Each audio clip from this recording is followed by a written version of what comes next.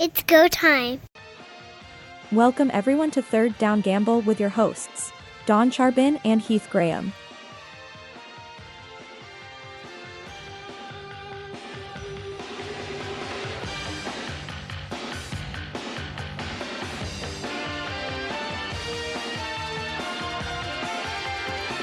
Welcome, everyone, and we're glad that you can join us once again. Heath, you're back on the show after a month's hiatus. How did that feel?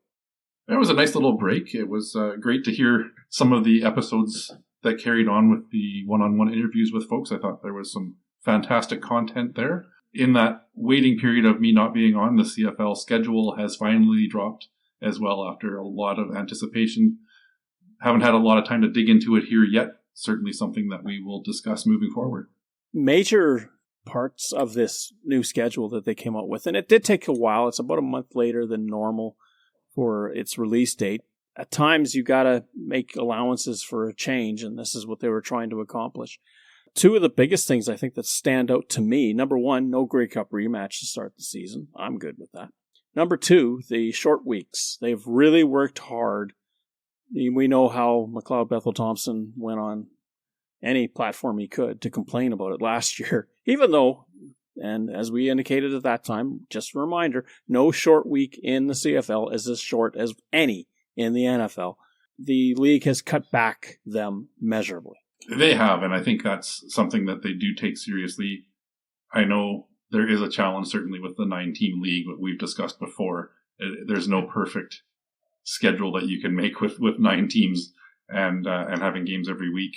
It looks like they're cutting back a little bit on the 4 days a week a bit earlier than they have in previous seasons as well. They're ending some of the Thursday night games and some changes there. I know from fans traveling to games, that has always been a bit of a challenge for those Thursday nights. Hey, there's a lot of professional sports that play 7 days a week, and fans find a way to get there. So I've never put much weight into that as an excuse to not go to a Thursday night game, but it looks like the league is cutting some of that back as well.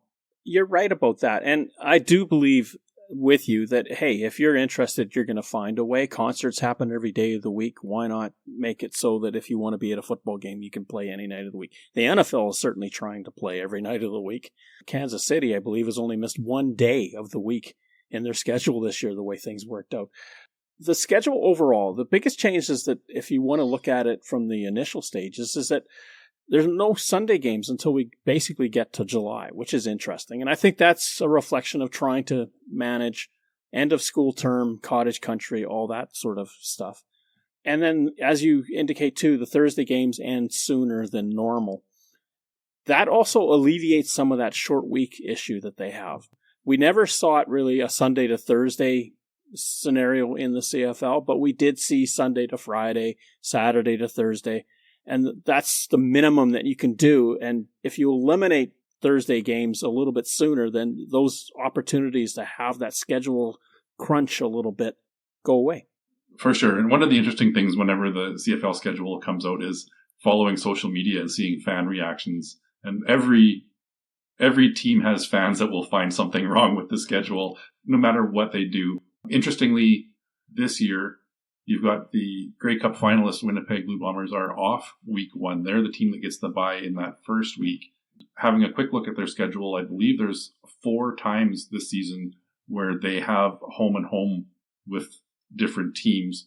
We know the Labor Day and Banjo Bowl weekends back-to-back is one that's essentially written in stone at this point, but they've got a lot of back-to-backs. I think there's one where they have a bye in between and the other team plays another game, but they are looking at playing, I think it was the Calgary Stampeders, back-to-back in that case as well. So a bit of a wrinkle in the schedule for them, certainly, but I'm sure Mike O'Shea and that coaching staff will have the team ready to go. Back-to-backs, I've never been a huge fan of them. I'd rather have a game, maybe another game, and then if you want to play them a second week later, that's fine. We always know that the Banjo Bowl is a huge draw. Although, what do you think? Wouldn't that be better played on Thanksgiving weekend? Have the Riders host Labor Day weekend and have the Blue Bombers host Thanksgiving weekend? It would be interesting to see how that goes. I think right now there's been so much tradition built around the back-to-back weekends, and it would be a bit of a challenge to see that change, but it's certainly something that could be reasonable. It gives both teams that long weekend to host as well, as opposed to the travel. And one thing they did with the Banjo Bowl is it used to be on the Sunday. They moved it to the Saturday to allow that travel back and forth between Regina and Winnipeg to go a little bit more smoothly. But a long weekend kind of gives you that extra day for travel as well. And you bring up the long weekend, and that's something about Labor Day weekend, is that there's only 3 games being played that weekend. Traditionally, BC, Ottawa, Montreal, one of them would host and the other one would visit. That Friday night game is not there. I can't remember the last time we haven't had a Friday night football game. No, that is an interesting change to the schedule. I guess there's 3 teams that will have that cottage weekend for Labor Day coming up this year, as opposed to just the one odd team out. Exactly. And one of the things, too, that I'm hoping at some point, and I know this is going to have to go through the CFLPA and certainly into negotiation with the contract with the association, is maybe moving back away from 3 weekends off in the season to 2. I think 2, for the most part, manages most of the time off that the players want to have, either to get healthy, to visit family, to do something different, to get their mind away from the game. 3, to me, was almost trying to wedge it in there all the time. And we get a whole bunch of 3-game weekends as a result. I would like to see getting back to 2 buys per team and then bringing the Grey Cup another week sooner.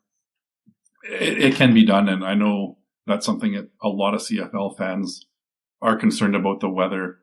We know the beginning of the season is a little bit more specific due to the timing of the NFL draft and the CFL draft and when training camps can open. I don't know if we can move the start of the season much earlier than it is now, but certainly you can play with those bye weeks throughout the season and try to bring that Grey Cup date a little bit earlier and hope for some better weather. If the Grey Cup could be played no later than the second Sunday or Saturday, hopefully, in November, and preferably the first Saturday or Sunday in November, I think it would do the CFL a lot of favors. In part, warm weather makes a big difference, especially if you're west of Manitoba, even including Manitoba, we'll say west of Ontario. It can get quite bitter at that time of the year, and you're cutting down gate revenue as a result. The other thing that I think it does, and compresses the amount of time that the CFL is up against the NFL. We know the NBA, the NHL, they struggle mightily while the NFL is in session. And once the NFL goes out of session, then they start to pick up in their numbers.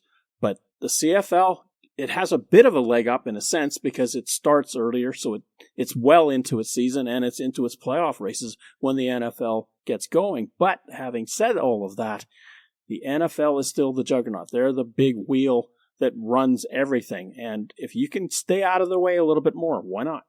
And that's what we saw this past year with moving the playoff games other than the Grey Cup to Saturdays as well. It was a smart move to get people more focused on the CFL. They didn't have that distraction of a full slate of NFL games in competition either. And if you can fly home on a Sunday, if the game is played on Saturday afternoon, why not? It would help with a lot of people's travel. I think it would help the game itself. You get a nice rhythm of Saturday, Saturday, Saturday going through the playoffs, and then everybody should be excited and pumped. And Vancouver is a great sort of testament to what can happen at a Grey Cup. All the excitement. Amar Damon did a fantastic job with everything that went around the Grey Cup. But you could wrap that up on Saturday night, and then everyone can start heading home on Sunday. And maybe you start getting there a day earlier, but you can still plan accordingly. Hi, I'm Darren Flutie, and you're listening to the Third Down Gamble podcast. Danny Maciocia has come out and said that he would like to see the suspension of Shawn Lemon lifted. Thoughts? I understand where Danny Maciocia is coming from. He has had Shawn Lemon as part of the Montreal Alouettes team, and as a coach or manager, you want to show that you support the player. We're not hearing anybody else across the league speaking out to have Shawn Lemon reinstated. to me, it's a bit of almost a selfish reason or a team-focused reason as opposed to what's best for the league. He has argued that there are players in other leagues that have been reinstated after a gambling suspension, and he believes that Shawn Lemon should be treated likewise. This is a tough one because there has always been a really hard line about gambling in professional sport when you're involved in that sport. And especially in this situation where it wasn't just that Shawn Lemon was betting on CFL games. He did bet on a game in which he was involved. And that to me is something that's a line that you do not cross.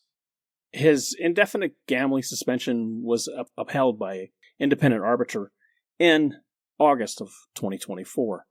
The reason why he was suspended, and you allude to it, is that he had bet roughly €70 or the equivalent of $100 Canadian on a 2-game parlay, including one matchup in which he played.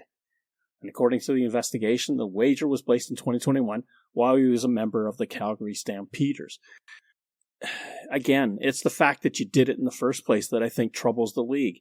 The problem with all of this, and think about this if you're the player that's placing the bet. What if you have bet on your own team to win? We have point spread, and the point spread says you got to win by 7, or all these sort of permutations that could come out about how you want to agitate or try to get the coach to do something for you. You raise a great point about the point spread and point shaving, especially if, as a defensive player, if you're well above what that point spread is, there are things that you can do to influence and allow the other team to get that touchdown in garbage time or that late field goal to cut in, and all of a sudden that team beats the spread and you win there. So that's a very dangerous game to play if we start looking at influencing the outcome and the final score. It's a dangerous place to be in. You could have a very sticky situation and something that really needs to be addressed. Even betting on other games within the league, you've got lots of friends. As if you've played for 2 or 3 teams in this league, you know a lot of players. There's some influence there as well. So I think that's why they have come down so hard on Shawn Lemon as an example. And it's unfortunate for a player of his caliber to be the guy that got singled out in this situation. But obviously they had enough evidence to suspend him. They're standing by that. It has been appealed and was not overturned, and it's something that they have to live with. Shawn Lemon also is 36 years old at this point, so I don't know how much more mileage he has as a CFL player. He is an impactful and quality player, but at what point, if you're fighting to get him reinstated, is it a little bit too late? Now, getting away from Shawn Lemon, we'll see if a new commissioner has a different idea about this. We've seen in this free agent period, especially involving the Alouettes and the Edmonton Elks, quarterbacks moving. We've seen McLeod Bethel-Thompson go to the Montreal Alouettes, sign for this year. We've seen Cody Fajardo go to Edmonton and get his contract renegotiated, and he signs with the Elks. Vernon Adams Jr. has moved over to the Calgary Stampeders during this free agent period. And don't forget, Jake Mayer has moved to the Saskatchewan Roughriders as well. So that's a 4th quarterback that has moved and signed or is under contract with a new team. I like what the CFL does in the teams releasing players to pursue other interests if they know that it's not going to be a fit with their team. The Cody Fajardo, McLeod Bethel-Thompson trade is done in a way that obviously the team that they played for in 2024 does not see a path forward with them on the roster. If they're going into free agency, there's no guarantee that they're going to sign with the team that they're traded to. But what that does is it allows that team a lot more time to negotiate the contract. A similar thing happened with Bo Levi Mitchell.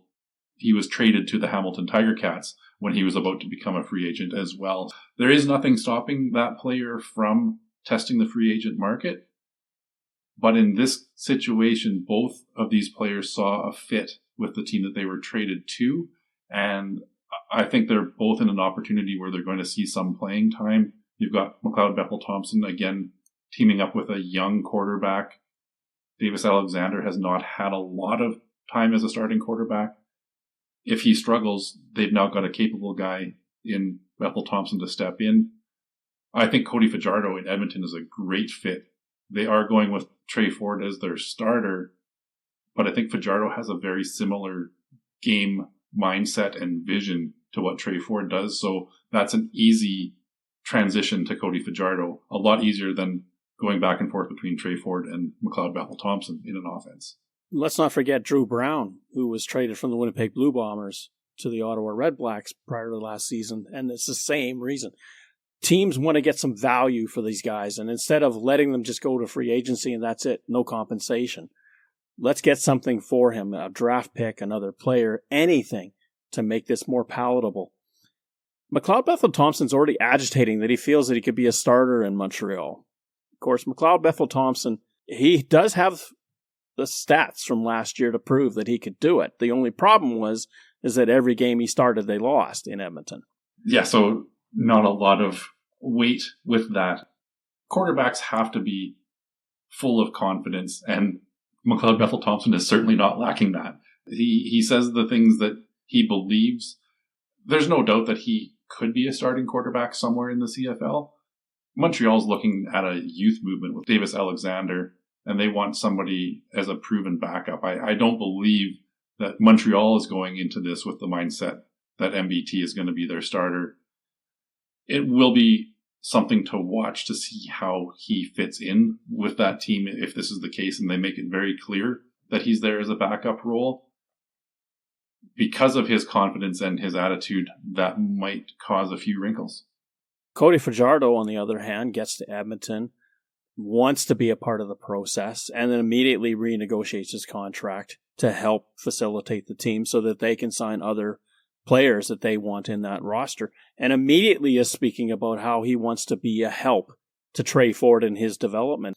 Let's go to Jake Mayer in Saskatchewan. A bit of a surprise for me, maybe for some others, that he wound up in Regina. Jake Mayer is looking to kickstart a career that seemed to be on the rise in Calgary and fizzled quickly. It did. And again, I talked about how much of a fit Fajardo is with Trey Ford. Jake Mayer is a great complement to Trevor Harris in a similar style of play as well.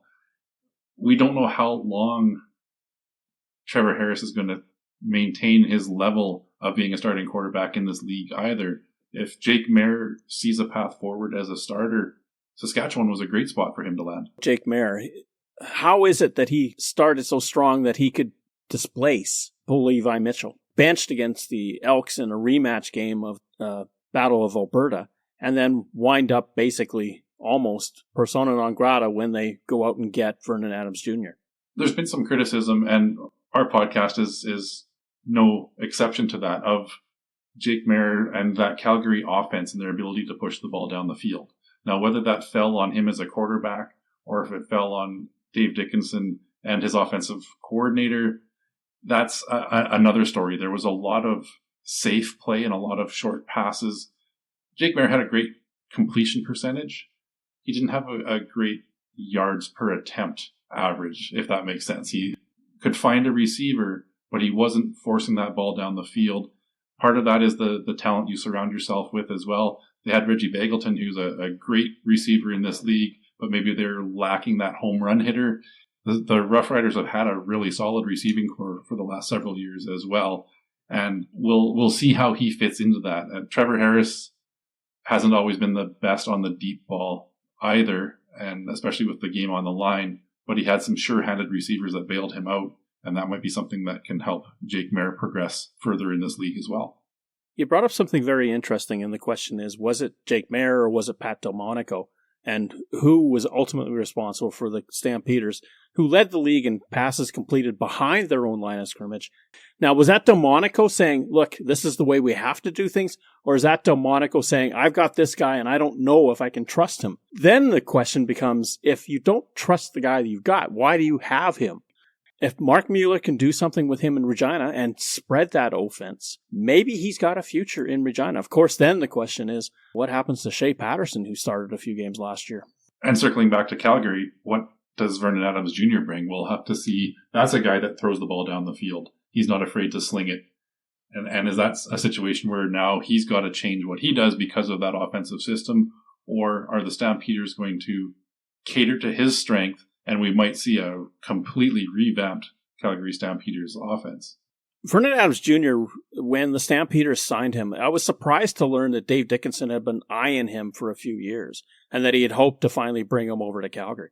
Now, Adams Jr. is doing everything right. He's in the city right now. He's promoting the team. He's consummate what you want in your starting quarterback, a face of the franchise. What Vernon Adams Jr. will bring is dynamism. He can move in the pocket. He takes chances. The problem with Vernon Adams Jr. is that sometimes he takes a chance that doesn't need to be taken. You mentioned Shea Patterson and where he ends up. And the question in my mind is, did we see enough of Shea Patterson to warrant him getting a chance with another team?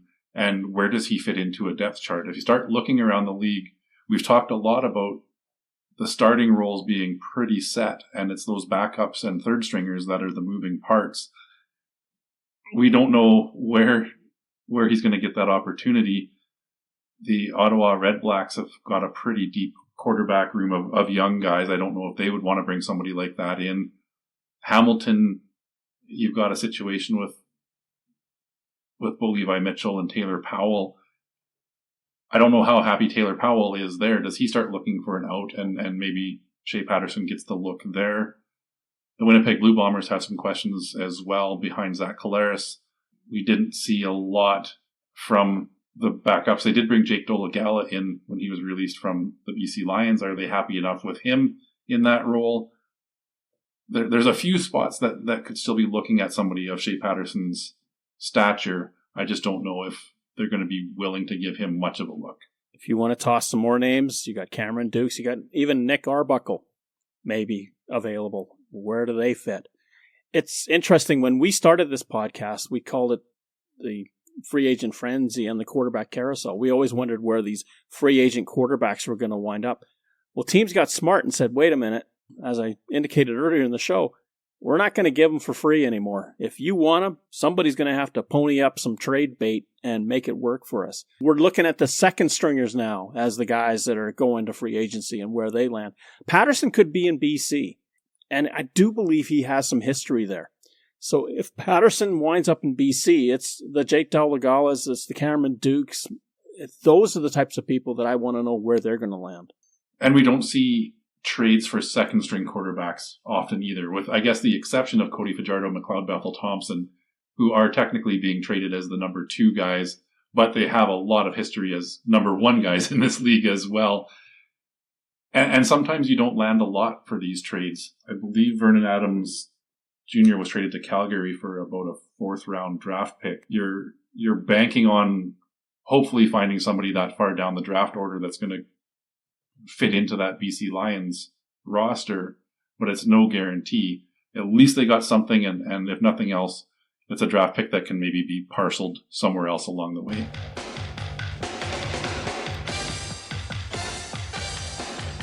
Third down.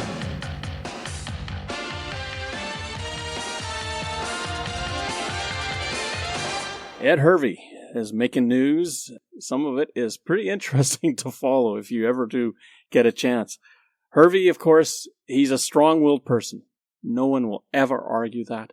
But he's coming out very harsh against contract demands, especially from one Eugene Lewis. Hervey has categorically said, you're not going north of 3 in my watch, and probably not even close to it. Let the market decide. Geno Lewis, I believe, under-delivered a bit in Edmonton so far. Yes, he's been a solid receiver, but he hasn't reached those same heights that he did previously with the Montreal Alouettes. It's always interesting to watch these receiver contracts. We know Kenny Lawler a couple seasons ago went to Edmonton in that same boat for all the money in the world. He was one and done there and happily returned to Winnipeg. Took a bit of a pay cut to come back to the Bombers, but seems to be quite happy there. Once the Elks lost out on Kenny Lawler, they went after Eugene Lewis hard and threw a bunch of money at him. And same situation now, the Elks are in a position where they're not willing to pay him over $300,000. That seems to be a pretty high salary expectation for a receiver in this league. Ed Hervey has a point. He's going to kind of let the market dictate where this falls, and I don't know if there's many teams that are going to be willing to throw $325,000 at Geno Lewis or any receiver in this league. The market seems to have started to readjust in terms of receiving. When we look at Tim White and what he signed for, he was in the 280,000 range, I believe, last year with the Tiger Cats, and he was looking to get over 3. Receiving now has, after the Kenny Lawler and the Geno Lewis experience, is starting to come back. The Elks, especially, they're trying to identify what it is they need, and certainly they're looking at defense as one of the key ingredients that they want to shore up. They've got some free agents there. They want to keep Niles Morgan, for instance. You got to have money to do it. You do, and this was a situation. I talked about Kenny Lawler earlier. He was the second highest paid receiver in the league last year, making just under $300,000. Dalton Schoen was making about $250,000, $240,000 was the third highest paid receiver in the league. So that seems to be your benchmark. About $250,000 is probably getting into that fairly high end for a receiver right now, as the market is dictating. Unless a team wants to really make a splash and throw some money at one of these receivers. But even Kyle Walters has mentioned he'd like to have both of those guys back in Lawler and Schoen, but at what price and where does that fit in? It's going to be a bit of a challenge there as well. The Blue Bombers have done very well at keeping their veterans around. They have lost a couple to the NFL. Ontario Wilson, for instance, has signed in the NFL. They're going to have a hole there to fill. Eugene Lewis may be a fit for the Winnipeg Blue Bombers, especially if they can't determine if Dalton Schoen, especially if he's going to be back to full health. And you kind of wonder, how long do you keep paying a guy to be in the infirmary? That's a great question. And Tyrell Ford may be NFL bound as well. He had an outstanding year last year. This would be the second go-round with NFL looks, but it sounds like he's had some workouts with several teams, and I wouldn't be surprised to see him get a second opportunity in the NFL. That's a guy that I believe Winnipeg was going to throw a lot of money at to retain. Not NFL money, so you can understand why Tyrell Ford is looking that direction. If he is back in the CFL and back with Winnipeg, he's going to come at a pretty hefty price increase as well. Not NFL money means not NFL starting money. If you're on a futures contract or a practice squad contract in the NFL, you're making more in the CFL by starting. The Tyrell Ford thing is really interesting because you're right. It is the second time that he's made this bid to get down there. I think he's got all the skill set in the world. If he lands there, the Blue Bombers are going to have another big hole to fill. I just don't know that he will land there. He's probably not as fast as what they want. He's certainly got the smarts and everything else. But I just don't know if the speed is what they need in the NFL because of that narrow field. That's a good point. The question is out there of whether he sticks with an NFL team or not. He is going into free agency here as well, so there's no guarantee that he returns to Winnipeg. I know the Bombers would love to have him back, but there are 8 other teams in this league that would not shy away from signing somebody of his caliber into their backfield, especially as a Canadian. He is from the Southern Ontario region. Hamilton would certainly be interested. What if he wants to play with his brother in Edmonton? And we've got 2 forwards now in Edmonton. We know the Philpotts have stayed apart, that one stays in Montreal, one stays in Calgary. But these twins may not like that. And the difference between the Philpotts and the Fords is, with the Fords, one plays offense, one plays defense. So it's in a way easier to get them both on a roster than it is to have both Philpotts on offense, because they're kind of competing against each other for not just dollars, but for passes thrown their way, for time with the football. So an offensive and a defensive brother brings a different look to how they can fit into a team. Now, speaking of the Elks, Lucas Purifoy was released by the team, and then, that insult to injury, he's got a 2-game suspension for violating the CFL's drug policy. That's probably a little bit of a combination. I think the Elks knew what was coming and took that opportunity to release him.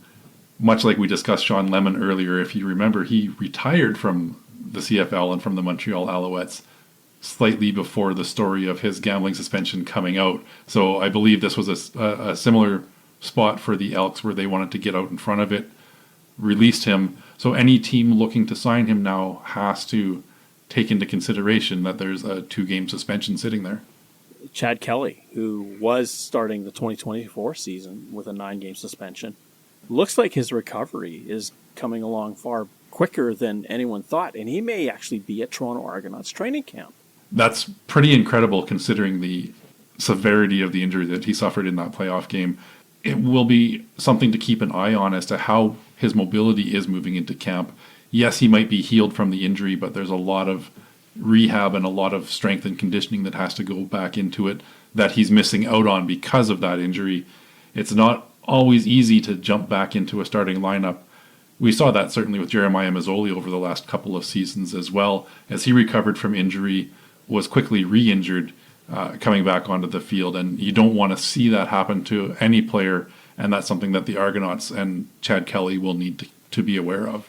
Zach Collaros has collected his $100,000 bonus that he was owed on January 15th. Is that a sign that he is coming back to the team? This is part of his $1.8 million contract that he signed with the team 3 years ago. He's coming into his final year. Do you think he has another year left in him? I think this is the swan song for Zach Collaros. I think what has bringing him back is the fact that the Grey Cup is in Winnipeg. They know what it takes to get to the game. They're maybe struggling to get over that final hurdle in the last couple of years, but they did win 2 Grey Cups with Zach Collaros as the quarterback as well. So I think this is the final run, and we're seeing with the Bombers some of those other key re-signings: Jake Thomas, Shane Gauthier, Tony Jones. They're starting to put those pieces back together. Willie Jefferson up for another year as well. Surprisingly to me, Stanley Bryant was the first one to re-up with Winnipeg. He's coming back for one more. Sergio Castillo. So you talked about Winnipeg retaining veterans. That's a great indication of where their heads are at as a team and the direction they want to go. They still believe in those guys, but one name that is glaringly obvious not in that discussion, and maybe with the re-signing of Gauthier and Jones, is where does Adam Big Hill fit into this? Or is he now finished as a player for the Blue Bombers? Can you imagine that injury that he suffered in Regina would lead to this big of a question as to whether or not he's got a future with the football team? Well, he's coming off of a couple of seasons with leg injuries, and as a player ages, he's now into that mid-30s range. How much does he want to come back, and what would his role be? And you can certainly understand why the Bombers might want to go in a different direction with the importance of speed at those linebacker positions. I have to think that even just an aging linebacker starts to lose a step. Now coming back from 2 pretty severe leg injuries, that's going to hamper him even more. And you bring up a great point about speed, because the linebacking core on a CFL team now is almost a set of defensive backs as well, that the expectation of covering receivers has gone up exponentially in the last 25 years, to the point now where we've seen maybe the middle linebacker stay as a big stout player, and the Rough Riders have Jameer Thurman has up for 2 more years. The biggest one is Wynton McManus. Where does he go? But we'll get to that. The outside linebackers especially, the Will and the Sam, as they're called, they're the guys that have to do almost 3 roles: rush the quarterback, stop the running game, cover receivers. They've got to be so versatile. It's a future Hall of Fame induction ceremony for Adam Big Hill, regardless of whether he plays this year or not. And he's a player that has had an incredible impact on the CFL, on how that middle linebacker position is played as well. And it's sad to see something end. I don't know if there is a will to bring him back in a supporting role, or maybe there's a transition into a coaching role as well that I think he would be very suited for. Perhaps there's another team out there looking for some veteran leadership as well. But I think the Tony Jones signing was a pretty clear indication that he's their middle linebacker of note going into this season, and that squeezes Big Hill out into a different role.